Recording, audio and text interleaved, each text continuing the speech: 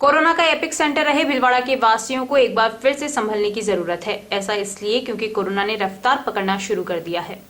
मार्च के 12 दिनों में 136 पॉजिटिव सामने आ चुके हैं। मामला चिंताजनक इसलिए है क्योंकि जनवरी फरवरी में मरीजों के मिलने की संख्या कम थी। फरवरी के दिनों में औसत 2 या 3 ही कोरोना पॉजिटिव आ रहे थे, लेकिन अब कोरोना मरीजों की संख्या में बढ़ोतरी होने लगी है। सीएमएचओ डॉक्टर मुश्ताक खान ने कहा कि गत दिनों मरीजों की संख्या में ज्यादा बढ़ोतरी हुई है। 10 मार्च को 13, 11 मार्च को 24 व 12 मार्च को 18 नए मरीज सामने आए हैं। इसी महीने में 6 मार्च को भी 24 पॉजिटिव आए थे। एक्सपर्ट के अनुसार लापरवाही के कारण एक बार फिर से कोरोना के रोगियों की संख्या में बढ़ोतरी हो रही है। लोग मास्क व सोशल डिस्टेंसिंग तो भूल ही गए हैं, अभी भी इन दोनों को अपनाना होगा, इससे कोरोना का हरा सकते हैं। आरआरटी प्रभारी डॉक्टर घनश्याम चावला ने बताया कि शुक्रवार को 18 नए संक्रमित आए थे, जबकि 6 मरीज स्वस्थ भी हुए हैं। जिले में अब तक कोरोना के 12,523 पॉजिटिव आ चुके हैं। वहीं अब तक 12,063 ठीक भी हो चुके हैं। जिले में अब तक 180 लोगों की कोरोना से मौत हो चुकी है। जिले में अभी रिकवरी रेट 97.7 चल रही है। डॉक्टर खान ने कहा कि जुलाई, अगस्त, सितंबर तक संक्रमण की स्थिति बेकाबू हो गई थी। इसमें कई दिन तो 100 से अधिक कोरोना पॉजिटिव भी मिले थे। इसके कोरोना रिकवरी रेट भी 40% तक पहुंच गई थी। भीलवाड़ा में 20 मार्च 2020 से कोरोना की शुरुआत हुई थी। इसके बाद स्थिति संभल गई थी, लेकिन मई के बाद फिर से कोरोना के रोगियों की संख्या लगातार बढ़ने लग गई थी। इसके कारण से अस्पतालों में भी वार्ड भर गए थे। फिर जनवरी व फरवरी 2021 में मरीजों की संख्या में गिरावट हुई थी, लेकिन 2 महीने बाद एक बार फिर से संक्रमितों की संख्या में बढ़ोतरी होने लगी है। एसडीएम ओम प्रभा ने भीलवाड़ा में संक्रमित व्यक्तियों के निवास स्थान की सीमा में कंटेनमेंट क्षेत्र घोषित कर धारा 144 के तहत सख्त निषेधाज्ञा लागू की। कोरोना वायरस के बढ़ते संक्रमण को देखते हुए उपखंड अधिकारी ओम प्रभा ने निजी व सरकारी स्कूलों के लिए भी दिशा निर्देश जारी किए, जिसमें बताया कि राज्य सरकार की गाइडलाइन के मुताबिक 31 मार्च तक 1ली से 5वीं तक की नियमित गतिविधियां बंद रहेगी। क्षेत्र में कक्षा 6 से 12 तक सभी सरकारी व निजी स्कूलों में विद्यार्थी व स्टाफ मास्क लगाकर ही आएंगे। निरीक्षण के दौरान अगर कोई शिक्षक या विद्यार्थी बिना मास्क के पाए जाते हैं तो इसकी जिम्मेदारी संस्था प्रधान की होगी। प्रत्येक स्कूल में हैंड सैनिटाइजर व थर्मल स्क्रीनिंग की व्यवस्था होना आवश्यक है। सीएमएचओ डॉक्टर खान ने युवाओं से अपील की है कि बढ़ते संक्रमण के दौर से अपने अपने घर के बड़े बुजुर्गों को बचाएं और समय पर सरकारी या निजी चिकित्सालय में कोविड वैक्सीन लगवाएं। उन्होंने कहा कि वैक्सीन पूरी तरह से सुरक्षित है और इसके कोई दुष्परिणाम नहीं है।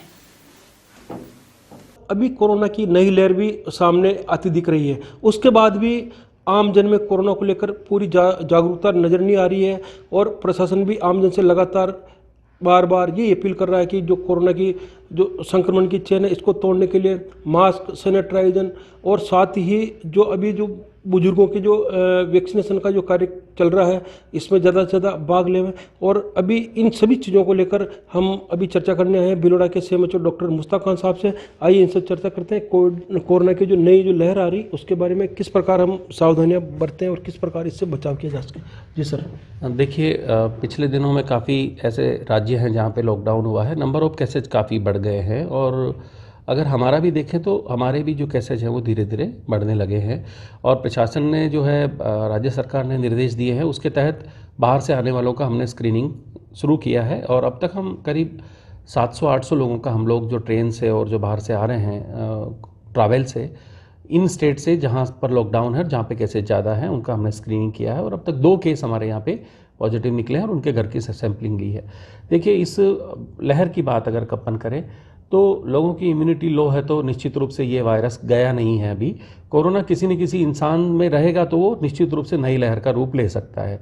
तो अभी भी समय है कि हम लोग जागरूक बने और मास्क और सोशल डिस्टेंसिंग और सैनिटाइजर का उपयोग बखूबी उसी तरह से निभाते रहें, यूज करते रहें उनको जिस तरह से हम लोग पहले कर रहे थे। कोरोना वैक्सीन लग रही है सर, दूसरा चरण भी चालू हो गया, लेकिन उसके बाद भी आम जन में अभी तक वो उत्साह नहीं देखा गया, क्योंकि जितने लोगों को वैक्सीन लगना चाहिए उतना नहीं लग पाया। इसके क्या कारण? देखिए, वैक्सीनेशन अभी चल रहा है, 2 चरण पहले हो चुके हैं, तीसरा जो चरण है उसमें आमजन की भागीदारी है। इसमें 60 साल से ऊपर वाले व्यक्तियों को और 45 से 59 वाले वो व्यक्ति जिनको 20 तरह की कोई चयनित बीमारियां हैं उनमें से हैं। तो हमारा ये लक्ष्य रहा है कि हमें 3.25 लाख लोगों को लगाना है और अब तक हम लोग जो है शहरी क्षेत्र में करीब 10,000 लोगों को हमने लगा और टोटल हमारा अब तक 90,000 लोगों को टोटल फर्स्ट सेकंड राउंड में लगा है। मैं इस समय यही कहना चाहूँगा कि जिस तरह से नौजवान लोग घरों से बाहर आना जाना जिनका रहता है और उन्हीं के आना जाने से जो घरों में बड़े बुजुर्ग जो थे, जो कि कोविड लॉकडाउन में भी बाहर नहीं गए थे, उनको भी कोरोना हुआ, उनमें से कई लोगों की जान गई है। मैं सोचता हूं कि इस समय फिर से हमें पुनः काम करने की ज़रूरत है नौजवान लड़कों को, कि हमारे जो बड़े बुजुर्ग हैं, जो एलिजिबल हैं, उनको हम लोग लाएं बूथ पे ला के उनका वैक्सीनेशन कराएं, ताकि लहर चाहे कितनी आ जाओ पर हम हमारे बड़े बुजुर्गों को नहीं खोएंगे। ऐसा संकल्प लें कि भाई अब जो होना था हो गया, पर अब जबकि केंद्र और राज्य सरकार ने वैक्सीनेशन की पुख्ता व्यवस्था करी है, तो लोगों को लाके और एलिजिबल कैंडिडेट को वैक्सीनेशन कराना चाहिए।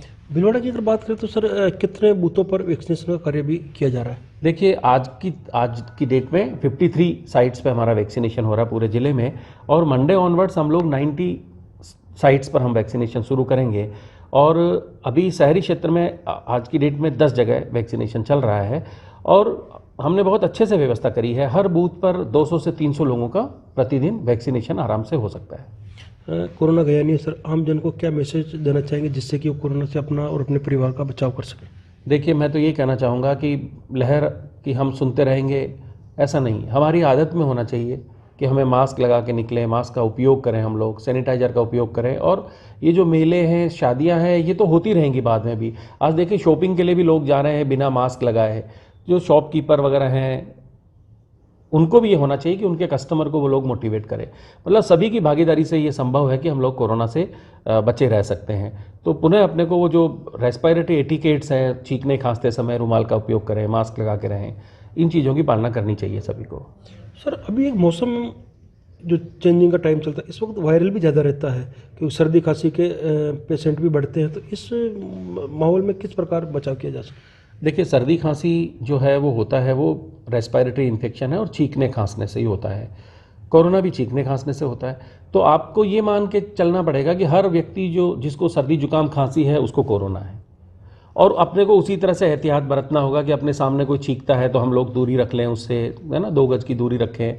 हमें अगर सर्दी जुकाम हो रखा है तो हम मास्क लगा के बाहर निकलें, और अगर अपने को फीवर और इस तरह के सिम्टम्स अपने को लगे, तत्काल डॉक्टर को दिखाएं अपन, ताकि हो सकता है कि हम जिसको वायरल समझ रहे हों, सिंपल वायरल, वो कहीं कोरोना हो। बिल्कुल। तो डॉक्टर मुश्ताक साहब ने बताया कि कोरोना अभी गया नहीं है, और कोरोना से बचाव के लिए हमें जो पूरी जो सरकार की जो गाइडलाइंस हैं, और जिस प्रकार मास्क का उपयोग करना, सैनिटाइज का उपयोग करना, साथ ही जो घर में बड़े बुजुर्ग हैं उनको जो कोरोना की जो वैक्सीनेशन हो रहा है उसको हम जाकर टीका लगाएं, ताकि तभी हम इस कोरोना के संक्रमण की चेन को तोड़ पाएंगे। लोकवाणी के माध्यम से भी हम आम जन से ये अपील करना चाहेंगे कि जब भी आप बाहर जाएँ, मास्क का उपयोग करें, सैनिटाइज का उपयोग करें, और 2 गज की दूरी का पूरी पालना करें, ताकि कोरोना संक्रमण की चेन को तोड़ा जा सके। लोकवाणी के लिए मैं भीलवाड़ा से प्रहलाद तेली।